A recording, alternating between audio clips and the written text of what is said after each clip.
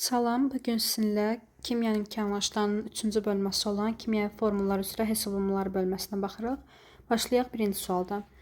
Natrium karbonat birləşməsində uyğun olaraq element atomlarının say nisbətini göstərin. Bilirik ki, element atomları hər bir elementin öz indeksində yazılır. Yəni natriumda 2 yazılıb, karbonda yoxdursa təbii ki, bu 1-dir. Oksigende də 3 yazılıb. Deməli olacaq 2, 1, 3 nisbəti, yəni C variantı. Keçək ikinci suala. Hansı birləşmələrdə element atomlarının say nisbəti uyğun olaraq 2, 1, 4 kimidir? Yenə də indekslərə baxıram. Burada 2-dir. Kaliumun indeksi 2. Kükürddə yoxdursa 1-dir. Təbii ki, oksigende 4-dür. Doğru cavab olacaq A variantı. B variantında 2, 1, 3-dür oksigen. Ona görə B yanlışdır. C-də 1, 1, 3-dür. İndeksində heç bir şey yazılmayıbsa demək ki 1-dir. Bu da yanlışdır. D variantında kalsiyumla kükürt də 1-dir. 1, 1, 4-dür. Bu da yanlışdır. E variantında da tamamən fərqlidir. 2, 2, 7-dir. Deməli bu da yanlışdır. Doğru cavab A variantı. Üçüncü suala baxıram. H2SO4-də indekslərin cəmini hesablayın. İndekslər yenə də aşağıdakıları element atomlarını toplayırıq. Olacaq H2SO4-də 2, kükürdün indeksində heç bir şey yazılmayıb, yəni 1-dir, oksigende 4. Toplayırıq, bu da eləyəcək 7, yəni C variantı. H3PO4-də indekslərin cəmini hesablayın. Təbii ki, hidrogende 3-dür, fosforda yoxdursa 1-dir, oksigende 4-dür. Yəni, əgər indeksində heç bir şey yazılmayıbsa, təbii ki, biz bunu 0 kimi götürə bilmərik. İndeksində heç bir şey yazılmayıbsa, deməli 1-dir. Bunları da toplayanda eləyəcək 8, doğru cavab olacaq A variantı. NO2-nin nisbi molekul kütləsini hesablayın. Təbii ki, bunun indeksində, baxın, N-in azotun indeksində 1-dir, yəni heç bir şey yazılmayıbsa 1-dir. Bir dənə azotun ayrı nə qədər verib? 14, demək olacaq 14, üstəgəl. NO2, oksigenin birinin ayrı 16-dır, amma bizdə indeksində 2 varsa, mütləq 16-nı 2-yə vururam. Bu da eləyəcək 32, 14, 46. Doğru cavab B variantı. 6-cı sualda da N2O3-dür. Azotun biri 14-dür. Oksigenin biri 16-dır. 14-ü vururam 2-yə. Çünki azotun indeksi 2-dir. Üstəgəl. Oksigenin də ayrı 16-dır. İndeksində 3 olduğuna görə 16 vur 3. Bu da eləyəcək 28. Bu da 48. 76. Doğru cavab D variantı. 7-ci suala baxıram. Sulfat turşusunun nisbi molekul kütləsini hesablayan H2SO4. Burada hidrogeni də, suyun da, daha doğrusu 8-ci suala baxıram. Bir dəqiqə. 7-ci sualda hidrogenin də, kükürdün də, oksigenin də biz ayrım verib. Yəni indekslərinə vurub toplayırıq. Bunun nisbi molekul kütləsinin tapılma qaydası budur. Hidrogen bilirik ki, biri 1-dir. İndeksində 2 var, olacaq 2 vurulsun 1, üstəgəl. Kükürdün biri 32-dir, indeksində heç bir şey yazılmayıb, deməli bu da bir dənədir kükürdümüz. Oksigen də 16-dır, indeksində 4 olduğuna görə 16-nı da 4-ə vururam. Olacaq 2, 32 və 64. Bu da eləyəcək 98. Doğru cavab olacaq Y variantı. Baxaq 8-ci suala. 16 qram hidrogenin oksigende yanmasından neçə qram su alınır? Yanma nə deməkdir? Yanma bizə verilən maddənin üzərinə oksigen gəlinməsidir ki, bundan da su alınır. Yəni suyun alınma reaksiyasıdır. Əmsallaşdırırıq bura hidrogenin qabağına və bir də suyun qarşısına da 2 düşür. Bizə deyir 16 qram hidrogenin. 16 qram hidrogen oksigende tam yanmasından neçə qram su alınır? Yəni bu reaksiyada nə qədər su alınır? 16 qram hidrogendən, gəlin başqa rəngdə yazaq. Deməli 16 qramından bizdən soruşur ki, neçə qram su alınır? Yəni tənasüb qururuq. Bəs bizdə normalda reaksiyada nə qədərdir hidrogen? 2 vur 2, 4. Normalda hidrogen bir dənə daxil, yəni 1 vur 4. 4 qramdır. Deməli 4 qram hidrogenədən normalda nə qədər alınır? 2 vur, suyun da kütləsimizə verib 18. 2 vur 18. Bu tənasübü həll eləyirik. Təbii ki 4 ilə 16 ixtisar gedir 4. Bu da eləyəcək. İkisi də tapıram buradan. Çarpaz təbii ki həll eləyirəm. Tapıram 144 qram. Bizə də deyilirdi ki tam yanması neçə qram su alınır? 144 qram. Doğru cavab Y variantı. 9-cu sualda eyni sualdandır. Sadəcə burada kükürdü yox, bu dəfə, daha doğrusu hidrogeni yox, bu dəfə kükürdü yandırırıq. kükürdün oksigəndə tam yanması, yəni tam yanma deyirsə, kükürdün üzərinə oksigen gəlirsən, alınan maddəni qeyd edirsən. Əmsallaşdırmağa ehtiyac yoxdur. Gördüyümüz kimi hamısı düzdür. Yəni burada da bir dənədir.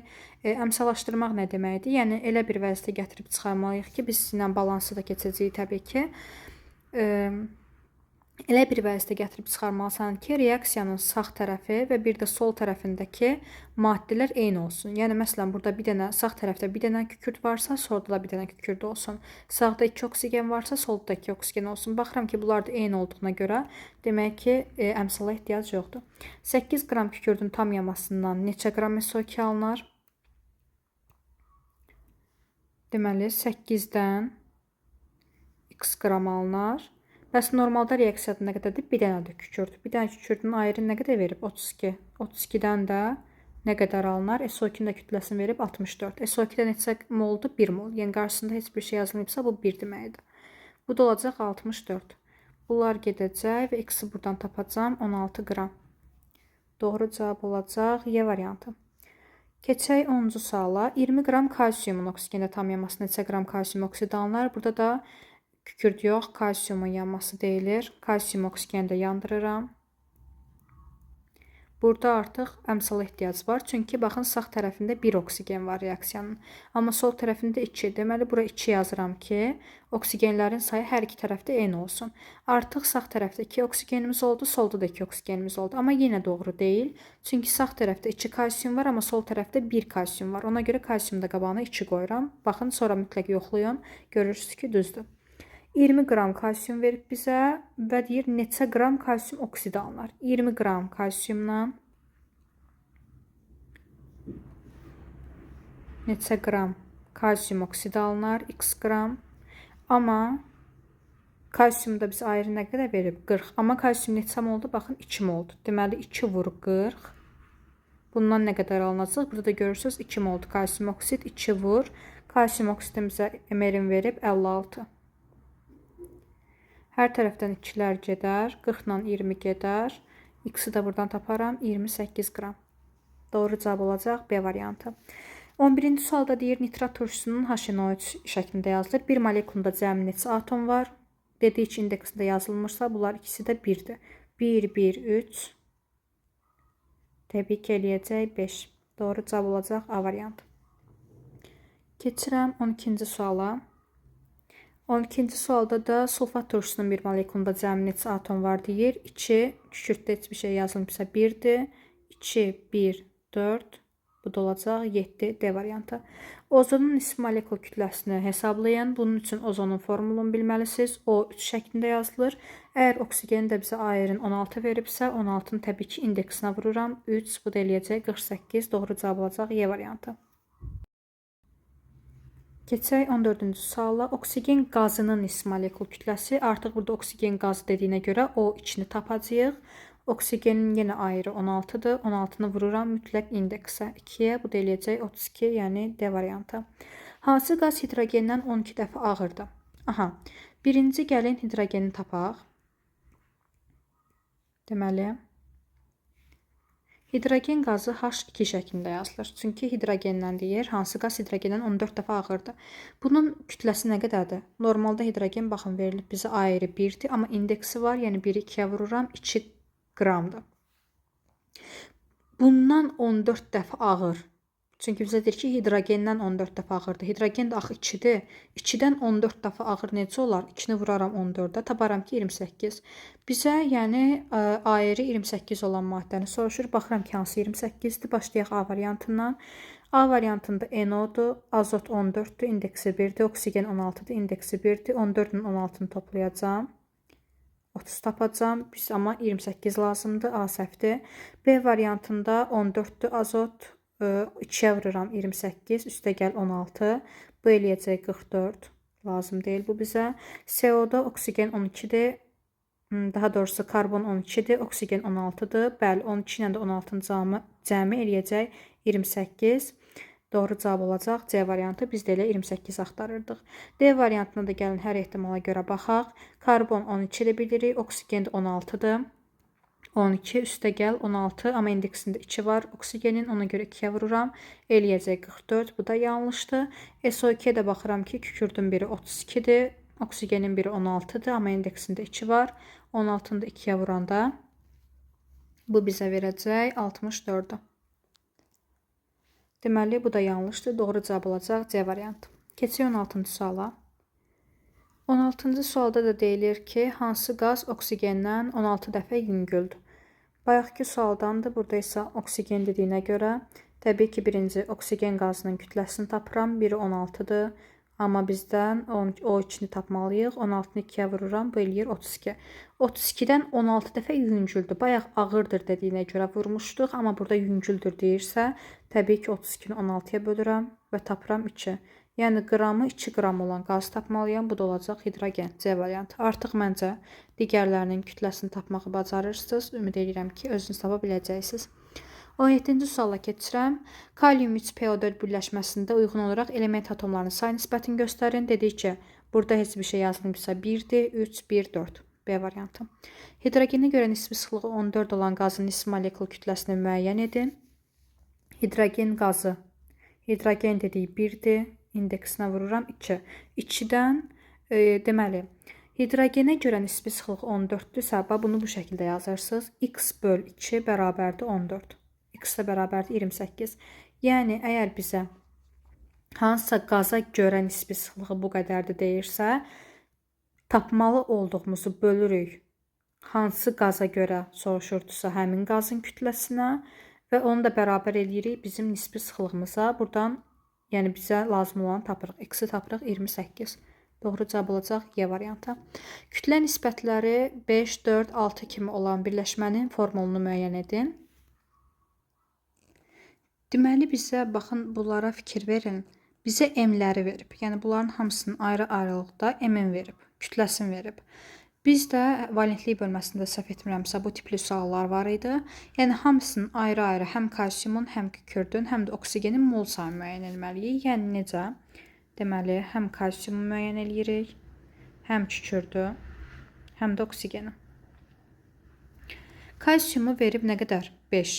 Yəni, bunlar hamısı bir-birinə uyğundur. 5 kalsiuma uyğundur, 4 kükürdə uyğundur, 6 da oksigenə uyğundur. İndi baxıram, kalsiumu normalda ayrım verib 40. Amma bizə şərtdə nə qədərin verib? 5. Deməli, mən 5-i 40-a bölərəm. Bunun molunu müəyyən edə bilərəm ki, 8-də 1 moldur. Təbii ki, bunları məxrəcdən azad eləyəcəyik. Bu şəkildə, yəni əmsal mol olmur. Keçirəm kükürdə. Kükürdü verib 4, amma şərtdə bizə verib ayrın 32. 4-ü bölürəm 32. Yəni bizə verilənin öz ayrına bölürük. Bizə nə qədər verilmişdi? 4. Öz ayrı nə qədər idi? 32 bölürəm. Bunu da tapıram 8-də 1. Oksigəndə də eynən. Oksigəndə verib bizə 6, amma ayrın verib 16. 6-nı bölürəm 16-ya.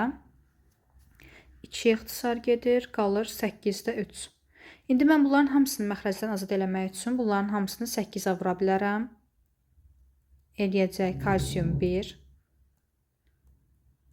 kükürddə 1, amma oksigen eləyəcək 3.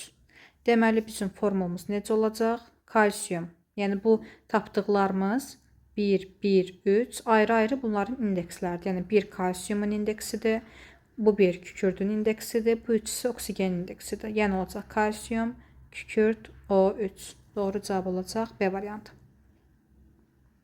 20-ci suala baxaq. Tərkibində azot və oksigenin kütlə nisbəti 7/12 olan azot oksidini müəyyənləşdirin. Deməli, tərkibində azot var və bir də oksigen var. Kütlə nisbətləri var. Təbii ki, yenə o suallardan azot, oksigen demişdik ki, bunların indeksini bilmirik. Bunlar biraz aralı oldu. İndeksini bilmirik. Ona görə birinə X, birinə də Y yazıram. İkisinə də X və ikisinə də Y yaza bilmərik. Çünki bunların əmsalları eyni olmaya bilər. Çünki məsələn, N olsa ikisi də 1-dir. Bəli, ikisi də X olacaq. Amma N2O-da biri 2-dir, biri 1-dir. Biri N2O5-də biri 2-dir, biri 5-dir. Yəni ona görə yəni eyni olmaya bilər. Ona görə təbii ki, ikisini də eyni götürmürük. Birinə X verirəm, birinə Y verirəm. Kütlə nisbətlərini deyirsə əgər, bir-bir ayrı-ayrı təbii ki, bunları tapıram. Azotu nə qədər verib? 7. Yəni bizə birinci verilən birinci adı gələndir. İkinci verilən isə ikinci adı gələndir, yəni oksigendir. 7-ni bölürəm öz ayrına. Bu, burada yəni azotdan söhbət gedir. Bir dəqiqə. Aha, burada azotdan söhbət gedir. Aşağıda isə oksigeni yazacağım. 7 verib, amma öz ayrı nə qədərdir azotun? Baxın, burada verilib 14. 7-ni 14-ə bölürəm. Tapıram burada mol sayını 2-də 1. Keçirəm oksigeni. Oksigeni burada verib 12 şərtdə, amma öz ayrı nə qədərdir? 16. Bunda 16. İkisi də 2-yə ixtisar gedir. 6, bu da eləyəcək 8. Aha, bu da 2 gedir. Deməli, qalacaq bizdə 4-də 3. 2-də 1 və 4-də 3. Təbii ki, bunları biz məxrəcdən azad eləməliyik. İkisini də 4-də vururam. Burada qalacaq 2. Burada da qalacaq 3. Deməli, bunun indeksini, yəni azotun indeksini x-i buradan tapdım 2. Y-i isə buradan təbii ki, oksigeni tapdım. Y-də olacaq 3. Deməli, bizim formulumuz necə olacaq? N2O3. Doğru cavab olacaq Y variantı. Keçək 21-ci suala. 50 qram kalsium X2 birləşməsində. Deməli, bizə birləşmə verib kalsium X2 və bunu bizə deyir ki, 50 qramdır.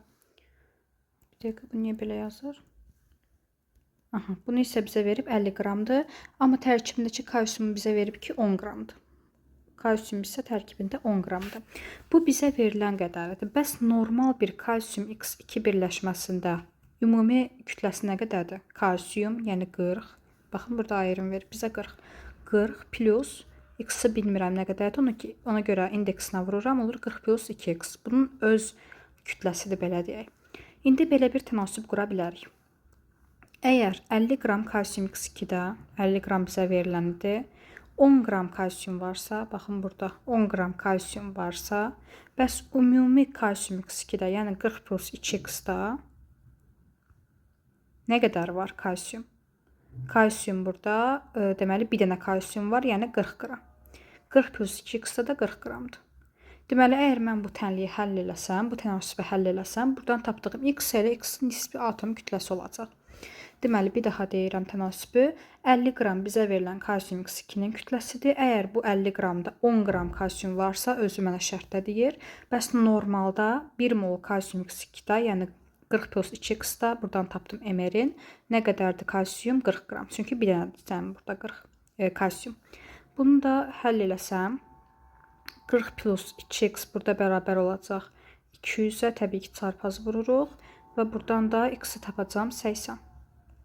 Doğru cavab olacaq A variantı. Keçək 22-ci suala. Hansı birləşmədə element atomlarının kütlə nisbəti doğru göstərilməyib? Deməli, element atomlarının kütlə nisbətini deyirsə, kütlələrinə baxacağıq.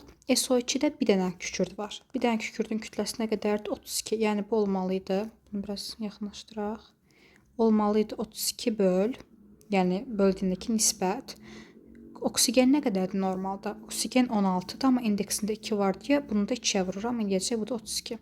Bunlar da ixtisar gedir. Təbii ki, olur 1 böl 1. Deməli, doğrudur. Amma bizə deyir, doğru göstərilməyib. Baxın, burada da 1-1 verilib. Burada da biz 1-1 tapdıq. Deməli, doğrudur. Bunun da çıxıram. Yəni, burada element atomlarının kütlə nisbəti sözünə mütləq diqqət yetirin. Çünki əgər burada kütlə nisbəti sözü olmasa, baxın, bu hissə kütlə nisbəti sözü olmasa, element atomlarıdırsa, məsələn, burada SO2-də kükürddə bir dənədir. Element atomu bir dənədir kükürd, oksigeni də 2 dənədir. 1 böl 2 olacaq. Yəni, element atomu başqa şeydir, bir də var kütləsi. Kütləsi deyirsə, təbii ki, kütlələri tapacaq. Yəni, bu cür şey təbii ki, yaza bilmərik. Suya baxıram. Hidrogenin kütləsi nə qədərdir? 1. Amma indeksində nə var? 2. Deməli, 1-i 2-yə vururam. 2. 2-nin nəyə olan nisbət? Oksigenə. Oksigen nə qədərdir? Bir dənə. Bir dənə oksigenin kütləsi nə qədərdir? Baxın, burada ayrı oksigen 16. 16-ya nisbəti. Bunlar təbii ki, ixtisar gedir. Qalır 1-in 8 olan nisbəti. Burada da 1-in 8-i doğrudur. Çıxıram. Z variantında baxıram. Hidrogenin kütləsi 1-dir. İndeksinə vururam. 2-yə eləyir 2. Və kükürdün kütləsi nə qədərdir? Bir dənədir. Burada da olacaq 32. Bunları da ixtisar aparıram. 1-in 16 olan nisbəti. Burada da elədir. Doğrudur. D-yə baxıram. CO. Karbonun qramı nə qədərdir? 12-dir. 12-nin. Oksigen nə qədərdir burada? Bir dənədir. Yəni qramda 16. 12-nin 16 olan nisbəti. Bu da eləyəcək 3-ün 4-ə nisbəti. Baxın, aha, burada 3-ün 2-yə nisbəti verilib. Amma 3-ün 4 olmalıydı. Deməli, doğru göstərilməyib D variantında. Doğru cavabımız D variantıdır. Y-yə də gəlin baxaq. Karbon nə qədər olmalıdır? Karbon bir dənədir, yəni 16, 12-dir. Oksigen də normalda 16-dır, amma indeksində 2 var deyə 2-yə vururam. Bu da eləyir 32. Hər tərəfi 4-ə bölsəm, eləyəcək 3-ün 8-ə nisbət. Bəli, 3-ün 8-ə, bu da doğrudur. Deməli, doğru variantımız olacaq D variantı. 23-cü sualda eynisindəndir. Gəlin baxaq. Hansı birləşmədə element atomlarının kütlə nisbəti? Burada da kütlə nisbətini soruşub. Doğru göstərilib deyir. Baxın, göstərilib. Deməli, başlayaq. CO2, deməli, karbon nə qədərdir? Bir dənə 12 olacaq. Oksigen də 16-dır. İndeksinə vururam 32. Bunun da nisbəti olacaq 3-ün 8-i, amma 3-ün 2-yə verilib. Deməli, yanlışdır. A variantını atıram. Burada kalsium S, kalsiumun bir dənə olduğuna görə kütləsini verib 40. Yəni, buradan baxıram kütlələrə. Təbii ki, yuxarıda, burada bu hissədə şərtdə hamısını verib. Yəni, bütün elementlərin kütləsini verib. Sadəcə hansılarının ki, indeksi var. Məsələn, burada H2S, SO3, sonra da indeksinə vururam. 40-ın kükürdün nə qədərdir kütləsi? 32 və bir dənə olduğuna görə 32. 4-ə bölsəm hər tərəfi 10-un 8-ə. Bu da 2-yə gedir. 5-in 4-ə nisbəti. Bəli, doğru göstərilib. Belə B variantında. Gəlin C-yə baxaq. Mən buranı silirəm. Çünki gəlin qıraqdan yazaq onu. 5-in 4-ə. Aha, C-yə baxıram. Karbon nə qədərdir normalda? Deməli 12-dir. Elə indeksində də 1-dir, yəni 12 yazacağam. Oksigen də 16-dır. Bunların da ikisini də 4-ə aparsam, 3-ün 4-ə nisbət. Amma burada 4-ün 3-ə verib yanlışdır. Təbii ki, bunların yerini dəyişə bilmərik. H2S hidrogen 1-dir. İndeksinə vururam 2-nin. Kükürt nə qədərdir? 32. Buna nisbəti olacaq 1-in 16-ya nisbəti, amma 1-in 4-ə verib, yanlışdır. Y variantında kükürt bir dənədir 32-nin. Oksigen neçə qramdır? 16 qram. Amma indeksində nə var? 3 var. 16-nı 3-ə vuracam. 48. Hər tərəfi 4-ə bölsəm, ya da 8-ə bölsəm, olacaq 4-ün 6-ya nisbəti. Bunlar da ixtisar gedər, qalar 2-nin 3-ə. Amma 1-in 2-yə verib, ona görə bu da yanlışdır. Deməli, doğru cavabımız oldu B variantı. 24-cü sualda bundandır. Gəlin buna da baxaq. Baxın, kütlə nisbətini soruşur yenə və göstərilməyib deyir. Deməli, kalsium bir dənədir 40. Oksigen də 16-dır, amma indeksinə vururam, olur 32. 4-ə gedir bunlar. Onun deməli 8-ə nisbəti. Bunları da ixtisar aparırsam 5-in 4-ə nisbəti. Bəli, bu doğrudur. Amma bizə deyir, doğru göstərilməyib. Ona görə bunu atıram. Kalsium bilirik ki, 40-dır. Kükürt də bir dənədir 32. Bu da görürsünüz 40 bölü 32 eyni şey eləyəcək. Yəni 5-in 4-ə nisbəti. Bu da doğrudur. C variantına baxıram. Doğrudur, amma yəni yanlış istəyir. Ona görə çıxıram. CO2-də karbon 12-dir. Amma oksigenin normalda A yeri baxın 16-dır. Amma indeksində 2 var deyə 2-yə vururam. 16-nı da 2-yə vuranda 32. Bunları deməli 4 aparsam olacaq 3-ün 8-ə nisbəti. Bəli, bu da doğrudur, amma yanlış istəyir. Kalsium oksiddə kalsium bir dənədir 40, oksigen isə 16-dır. 4-ə böləndə onun deməli 4-ə nisbəti. Bu da olacaq 5-in 2-yə nisbəti. Amma 3-ün 5-ədir. Bəli, doğru göstərilməyib. Doğru cavab olacaq D variantı. Yəni bizdən yanlış istəyirdi, ona görə D-ni götürdük. Yenə də Y-yə də baxaq. Kükürt nə qədər neçə idi? 32 idi. Oksigen 16-dır, amma indeksində 3 var deyəndə 48. Hər tərəfi 4-ə bölsəm, deməli olacaq, daha doğrusu hər tərəfi 8-ə bölsəm, olacaq 4-ün 6-ya nisbəti. Bu da olacaq 2-nin 3-ə nisbəti. Yəni bu da doğrudur. Daha doğrusu bu doğrudur, amma bizdən yanlış istəyir. Ona görə bunu da götürmürük. Doğru cavab olacaq D variantı. Baxaq 25-ci suala. Karbonun yanmasına 24 qram oksigen sərf olunduqda neçə mol CO2 əmələ gələr? Dedik ki, yanma dediyimiz zaman, yəni üzərinə oksigen gəlib, oksigen olan reaksiyasını yazırıq və bizə bu dəfə karbonun yanması deyir. Yəni, karbonun üzərinə oksigen gəlirik. Karbonun üzərinə oksigen gəlirik. Təbii ki, alınır CO2, karbon qazı. Baxıram ki, əmsala ehtiyac yoxdur. Yəni, karbonla oksigenin sayı reaksiyanın həm sol, həm də sağ tərəflərində eynidir. Bizə deyilir ki, 24 qram oksigen. Deməli, bizə veriləni oksigen altından yazıram. Hətta bunu başqa rəngdə yazaq, gəlin. Deməli, 24 qram oksigen verilib. Sərf olunduğunda neçə mol CO2? Baxın, qram demir. Yəni, götürüb siz bura 44, yəni bunun qramını yaza bilməzsiniz. Neçə mol deyirsə elə birbaşa molun yazın. X mol. Bax, qeyd eləmişəm. 24 qramdır, amma X moldur. Bəs normalda necə olmalıdır? Normalda oksigenin kütləsi 16-dır, indeksinə vururam 2-yə. Olacaq 32 qram, yəni normal reaksiyada 32 qramdan neçə mol alınır? Görürsünüz ki, qarşısında heç bir şey yoxsa, deməli 1 moldur. Alınır 1 mol. Bunları 8 aparsam 4, 3, 4x bərabərdir 3, x-də taparam 3/4 eləyəcək 0,75 mol. Yəni doğru cavab olacaq B variantı. Davam eləyək 26-cı sualla. 26-cı sualda deyilir ki, kütlə reaksiyaya 224 qram dəmir daxil olmuşsa, neçə mol ferium S əmələ gələr? Gəlin birinci reaksiyanı yazaq. Deməli, kükürdlə dəmir reaksiyaya girir. Və buradan ferium S əmələ gəlir. Baxıram ki, yenə də əmsallara ehtiyac yoxdur. 224 qram dəmir daxil olmuşsa deyir. Deməli, 224 qram dəmir daxil olubsa, mənə deyir, neçə mol ferium S əmələ gələr? X mol. Bəs normalda neçə qramdan neçə mol əmələ gəlir? Normalda baxıram ki, ferium 1 moldur. Düzdür, qarşısında heç bir şey yoxdursa 1 moldur və ferium S də 1 moldur. Bəs 1 mol feriumun kütləsinə qədərdir 56. Deməli, normalda 56 qramdan ferium S neçə moldur? 1 mol. 1 mol əmələ gəlir. Bunlar da gedər. Bir dəqiqə. Aha, bunlar da gedər. Burada qalar 4. X-i taparam 4 mol. Doğru cavab olacaq B variantı. Keçək 27-ci suala. Bir atomunun kütləsi, karbon izotopunun kütləsi 3/4 hissəsinə bərabər olan elementi müəyyən edin. Çox sadə bir sualdır. Yəni, karbonun, baxın, kütləsi nə qədər verib? 12. Deməli, 12-nin 3/4 hissəsini təbii ki, tapırıq. Bu da eləyəcək 16. Yəni, cavablarda 16-nı axtarırıq. Doğru cavab olacaq Y variantı. 28-ci sualda da 6/7 hissəsini soruşur. Yəni, 12-nin 6/7 hissəsini tapıram. 6/7. Bu da eləyəcək 14.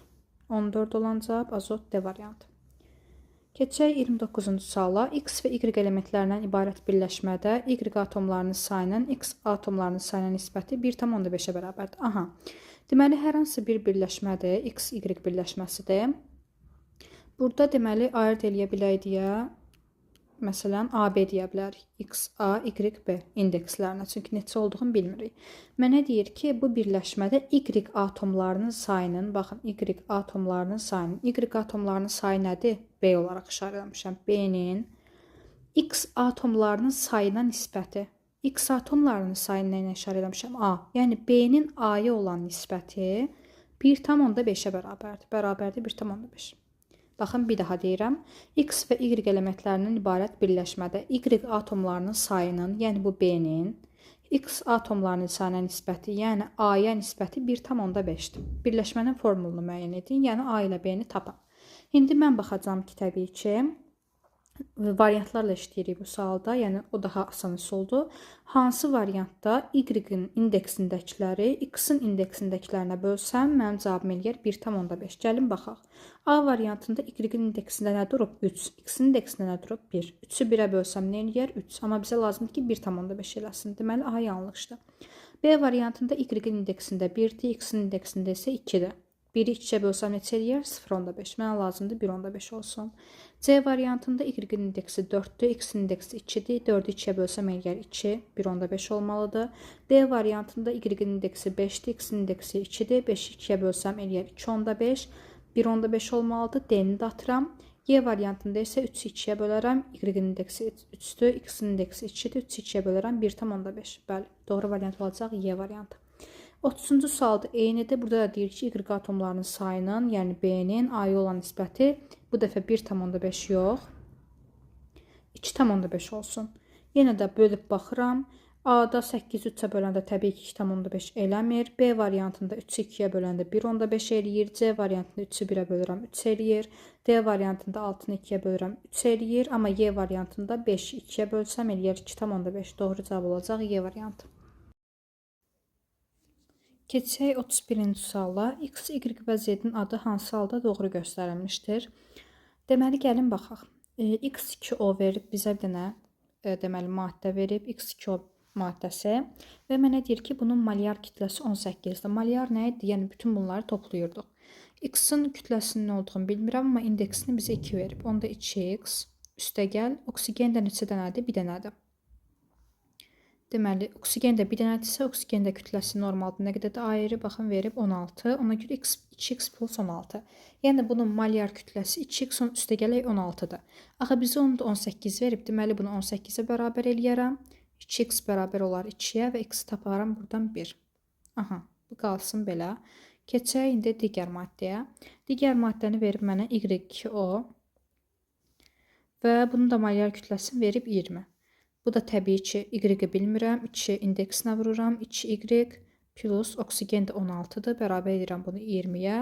Buradan da Y-i tapacağım 2. Üçüncüyə də gəlin baxaq. Üçüncüdə verilib mənə Z2O maddəsi.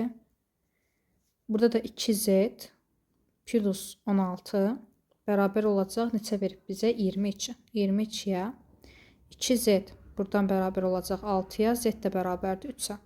Deməli, 3 halda maddələri deməli, x-ləri tapdıq. Birincidə x-i 1 tapdıq, ikincidə y-i 2 tapdıq, üçüncüdə də z-də 3 tapdıq.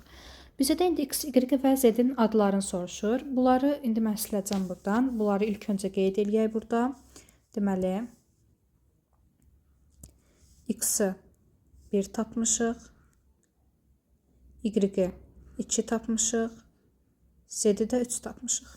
Aha, indi mən bunu buradan silirəm. Gördüyünüz kimi cavablarda protium, deuterium və bir də tritium var. Protium, deuterium və tritium nədir?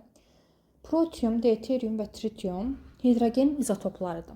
İzotop nə deməkdir? İzotop, izo, eyni sözündən düzəlib. İzotop, baxın, izotop, P, yəni protonları eyni. Məsələn, izoton nə deməkdir? N, neytron, neytronları eyni olan elementlər. İndi izotop da protonları eyni. İzo, yəni eyni deməkdir. Hidrogenin 3 izotopu var. Biri protium, biri deuterium, digəri isə tritium. Protium belə yazılır. Hidrogen 1,1, deuterium hidrogen 2,1, tritium isə hidrogen 3,1. Yəni bu üçü hidrogenin izotoplarıdır. Bunları əzbər bilməlisiniz. İndi necə yadda saxlaya bilərsiniz? Yunan belə deyək, adları ilə desək, D nədir? 2-dir. Bəs tri nədir? 3-dür. İndi burada D deyil, D-dir. Yəni D 2, tri 3. Yəni bu şəkildə yadda saxlaya bilərsiniz. İndi biz də bayaq nə tapmışdıq? X-i 1 tapmışdıq. 1 deməli nə olacaq? Protium. Aha, burada bir dənə səhv var. Bir dəqiqə. Aha. Protium. Deməli, x bərabərdir 1 olanda nə olacaq? Protium olacaq. Çünki bu 1, 1-dir. Deməli, x-imiz olacaq protium.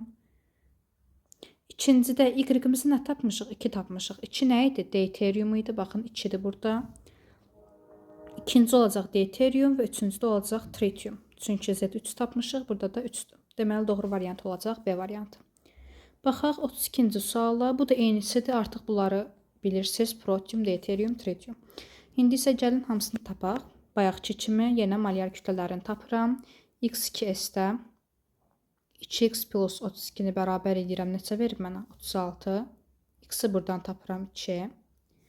İkincidə Y2S-də 2y üstə gələk 32-ni bərabər edirəm. 34 verib mənə. Y-i buradan tapıram 1. Üçüncüdə də Z2S verib. Yəni 2Z plus S-i bərabər, yəni S, yəni 32-ni bərabər edirəm. Neçə verib mənə? 38. Z də tapıram buradan 3. 2 olanda dediyi nə idi? Deuterium idi. Y1 olanda dediyi ki protium idi. Bu da tritiumdur, yanlışdır. Deməli, birinci deuterium, ikinci protium, çünki 1-dir. Üçüncü də Z3-dürsə, təbii ki tritiumdur. Deməli, doğru variant olacaq Y variantı. Bunlar da təbii ki yanlışdır. Keçək 33-cü suala.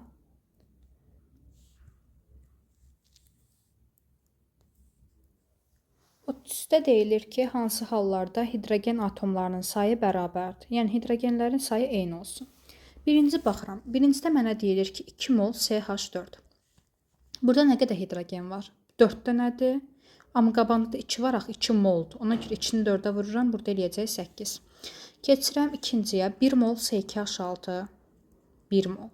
Nə qədərdir deməli? 1-i 6-ya vururam. 6 dənə. Üçüncüyə baxıram 2 mol NH3. Deməli, hidrogen nə qədərdir? 3, amma qabağında 2 var. 2-yə vururam, eləyir 6. Və dördüncüsü də verib C4H10. Burada da oksigenin sayı nə qədərdir? 10 dənə, 1 moldur. Bu da olacaq 10. Deyir, hansılar eynidir? Deməli, C2H6 da eyni oldu və bir də NH3 da eyni oldu. Deməli, olacaq 2, 3. Doğru cavab olacaq C variantı. Baxıram 34-cü suala. Bir dənə mənə maddə verib, X2, Y3 birləşməsi verib. Bu birləşmənin formuludur. Deyir, Y-in omegası, yəni kütlə payı, Y-in bu maddədəki kütlə payı 48%-dir. Bunun kütlə payı 48%-dir. Ayır Y isə 32-dir. Aha, Y-in kütləsini isə verib 32, bunu da burada yadda saxlayırıq. Deməli, bu 48%-dirsə, axı bu maddə ümumilikdə 100%-dir. Deməli, mən bu 100%-dən 48%-i çıxaram, taparam ki, qalır 52%. Yəni, bu X2 də 52% imiş. Y-in də kütləsi mənə 32 verib. Y-in birinin kütləsi 32-dir. Axı, indeksində baxın, burada 3 var. 32-ni deməli 3-ə vururam. Eləyir 96. Deməli, həmin bu 96, bunun neçə faizi idi ümuminin? 48% idi. Çünki Y axı 48% idi. 48%. Bəs mən tapıram ki, axı məndən X-i soruşur, baxın sualda. Mən də tapıram ki, bəs bunun 52% nə qədər imiş? Bu da X imiş. Bunlar gedir. X-i buradan tapıram 104. Deməli, X-i tapdım 104 qram. İndi biz cavablarda 104-ü götürə bilmərik. Heç elə bir variant da yoxdur. Səbəb, çünki biz tapdığımız 104 bu 2X-in kütləsi idi. Axı, məndən burada 2X-in yox, X-in kütləsini soruşur. Deməli, 2X-imiz bərabər oldu neçəyə? 104-ə. Gəlin, burada hətta X yox, A yazaq ki, başınız qarışmasın. Yəni, digər X-la bunu qarışdırmayasınız. A 52%-dir, A-nı da 104 tapdıq. 2X-i bərabər edirəm 104-ə və X-i də buradan tapıram təbii ki, 52. Deməli, doğru variant olacaq C variantı. Bir də üstündən keçirəm.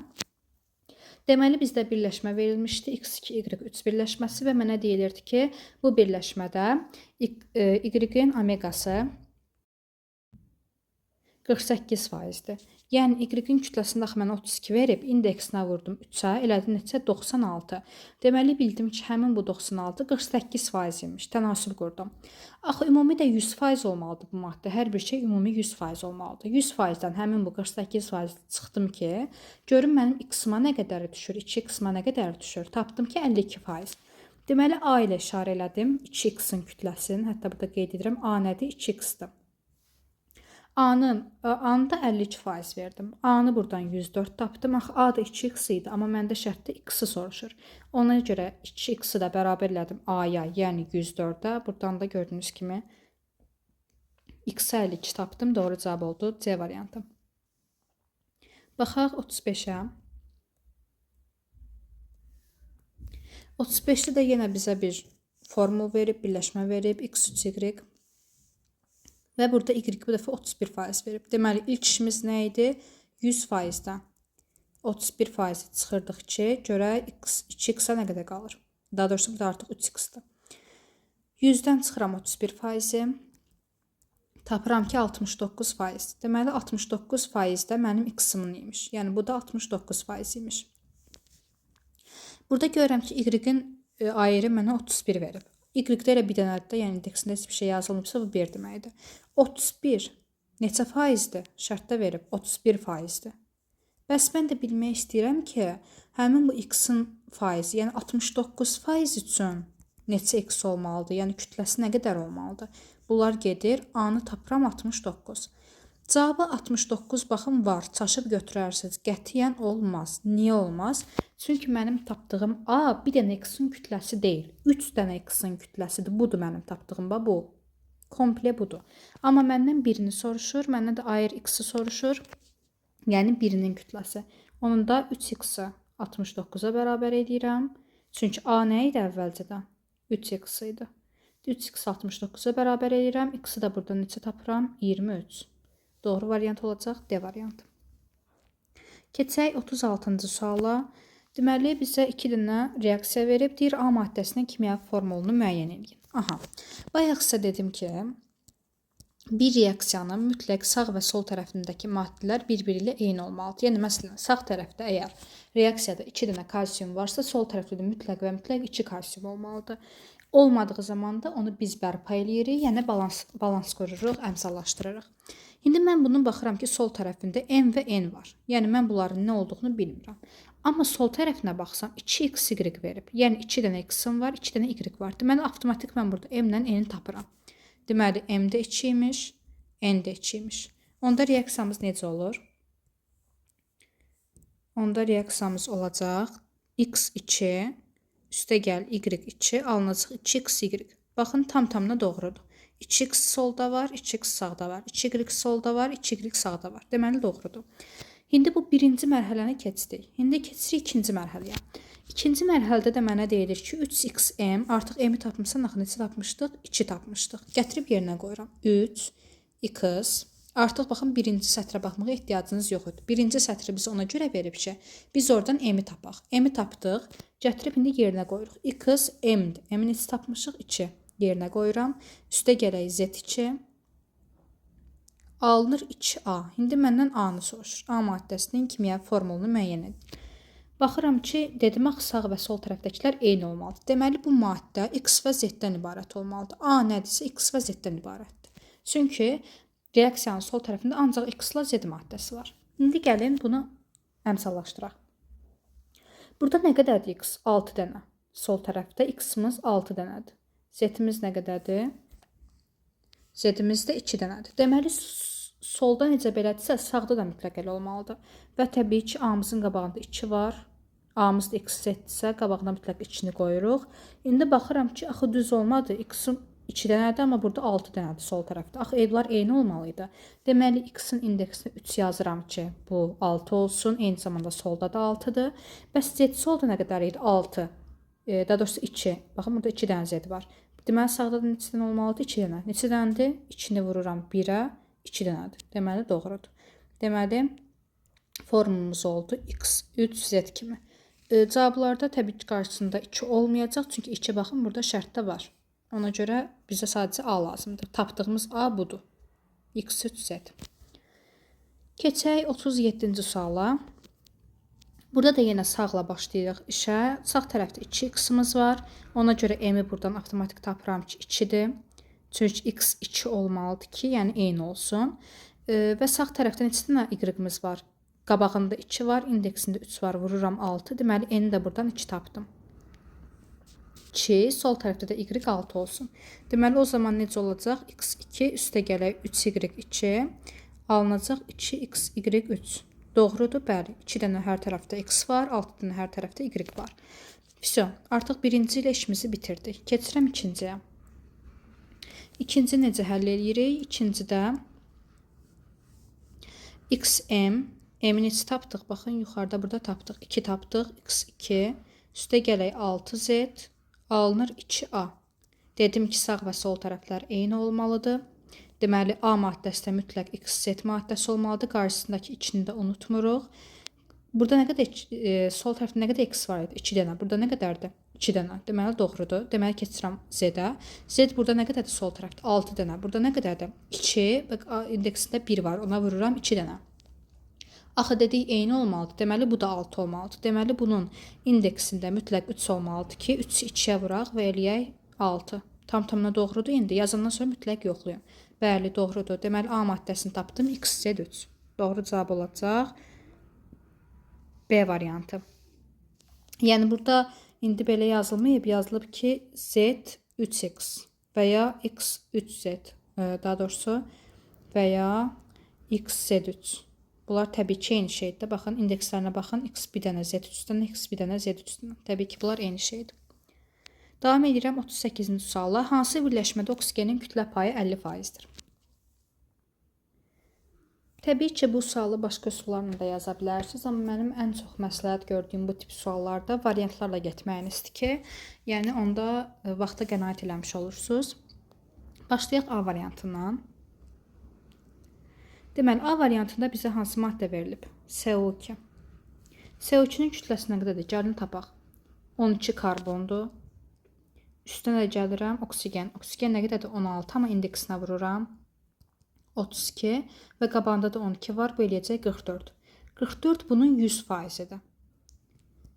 Düzdür? Amma mənə deyir ki, oksigenin kütlə payı 50%-dir. Oksigen burada nə qədər idi? Baxın, tapdıq. 32. 32 deyir 50% olsun. Düzdür bu maddə üçün? Təbii ki, yanlışdır. Səbəb. Çünki 44 100%-dirsə, bunun 50% neçə olar? Bunun yarısı, 44-ün yarısı 22 olmalıydı. Amma 32-dir. Ona görə təbii ki, bu yanlışdır. Burada olmalıydı 22, amma bizə verilib 32. Ona görə təbii ki, bu. Keçək digərinə. Deməli, bunu atdıq. Keçək CO-ya. CO-da bizə verilib, deməli CO. CO2-nin kütləsini tapaq birinci. Karbon nə qədərdir? 12, oksigen 16, eləyəcək ümumi 38. 38 100%-dirsə, bunun yarısı 50% nə qədər olar? 38-in yarısı olar da təbii ki 19%. Amma bizim oksigenimiz burada nə qədərdir? 16 qram. 16-dır, amma burada 19-dur. Deməli bu da yanlışdır. Bunu da getdi. Keçirəm C variantına. N2O. N2O. Azot nə qədərdir? 14. 2-yə vururam 28. Üstünə də gəlirəm 16. Nə qədər eləyir? 40. 44. 44 100%-dir. Bəs bunun 50% nə qədər olar? 22. Amma yəni 22 qram. Yəni 22 qram burada oksigen olmalıdır. Amma neçədir? 16. Deməli bu da yanlışdır. Bunu da atıram. SO2-yə baxıram. SO2-nin kütləsini tapsaq 32 bunun kükürdüdür. Oksigen də 16-dır. İndeksinə vururam 2-yə. Bu da eləyir 32 plus 32, yəni 64. 64 bunun 100%-idir. Bəs bunun 50% nə qədər olmalıydı? 32. Yəni burada 32 qram oksigen olmalıydı. Nə qədərdir? Bəli. Normalda oksigen 16-dır, amma indeksində 2 var, 32-dir. Baxın, uyğunlaşdı. Deməli, doğru variant olacaq D variantı. Gəlin, Y-yə də baxaq. SO3. Bunun kütləsini tapsam, kükürt 32-dir. Oksigen də 16-dır. İndeksinə vururam 48. Bunda 48-ni 32-nə toplayanda eləyəcək, səhv eləmirəmsə 80. 80 bunun 100%-idir. Bunu silək. 80 bunun 100%-idir. Bəs bunun 50% nə qədər olmalıydı? 40. Düzdür? Yəni burada 40 qram oksigen olmalıydı. Amma burada nə qədərdir? 48-dir. 16 vur 3. 48. Deməli, bu da uyğun gəlmədi. Çıxıram. Doğru variant olur D variantı. Yəni, bizə verilən maddənin hamısının birinci kütləsini tapıram ki, 100% nə qədərdir. Sonra hamısının 50%-ni tapıram. İndi sizdə bir sual yanına bilər. Məsələn, elə axırıncıdan nümunə göstərim. SO3-də axı biz tapdıq 40%. Bu 40% niyə oksigendir? Bu 40% normalda bütün maddənin 50% deyil. Bəli, bütün maddənin 50%-dir. Axı bizə şərtdə deyir ki, oksigenin kütlə payı ilə 50%-dir. Yəni bu 50%-dən bu 50% üst-üstə düşməlidir. Amma A, B, C və Y variantlarında üst-üstə düşmür. Keçək 39-cu suala. Kükürt 6 oksiddə, bunu biraz rəngini dəyişək.